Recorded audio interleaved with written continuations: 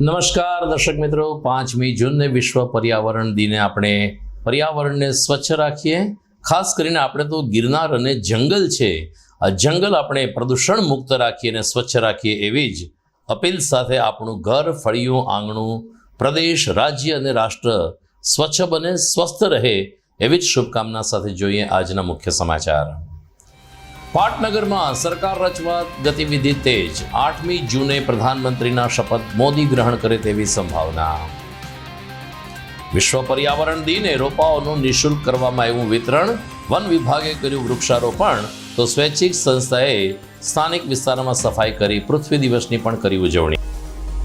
ફળદુવાડી ખાતે ચાલી રહેલ વિરાટ સોમયજ્ઞમાં સૌરાષ્ટ્રભરમાંથી વૈષ્ણવો ઉમટ્યા. ભૂમિ અને વિશ્વની રક્ષા માટે આપવામાં આવી યજ્ઞમાં આહુતિ. અને ધંધુસર ગામે 2 સગી બહેનો ઉપર થયો એસિડ એટેક. મોટી બહેનના પતિએ જ એસિડ એટેક કર્યો હોવાનો ઘટસ્ફોટ. બંને બહેનોને સિવિલમાં દાખલ કરવામાં આવી. આ તમામ સમાચાર આપણે વિગતવાર જોઈએ તે પહેલા લઈએ એક બ્રેક.